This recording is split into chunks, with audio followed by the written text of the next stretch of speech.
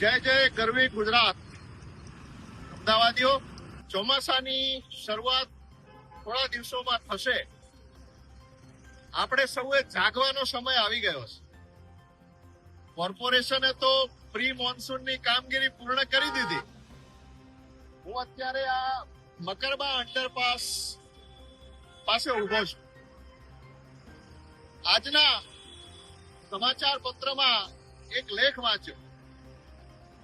25 જેટલા અંડરપાસ આ વેસ્ટર્ન અમદાવાદ છે. હમણાં નવો ડેવલપ થયેલો વિસ્તાર છે, પણ વિકાસની બલિહારી જુઓ.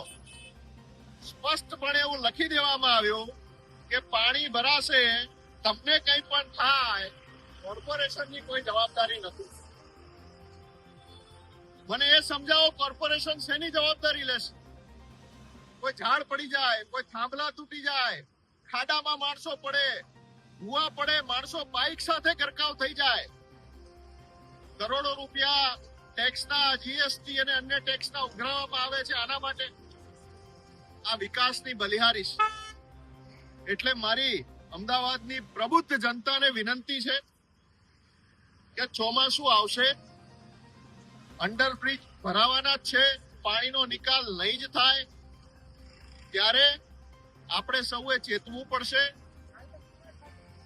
બાળકો સ્કૂલે ગયા હોય, કોઈ નોકરીએ ગયા હોય તો વર્ક ફ્રોમ હોમ કરી લેવું.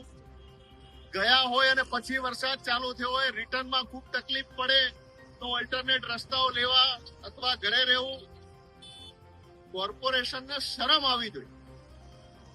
અમદાવાદ જેવા વિકાસની મોટી મોટી ગુલબાંગો પુકારવામાં આવે અને અહીંયા પણ નવા બનેલા અંડરપાસમાં પણ જો તમે પાણીના નિકાલની વ્યવસ્થા નથી કરી શકતા તો શરમ આવી જોઈએ, ડૂબી મરવું જોઈએ.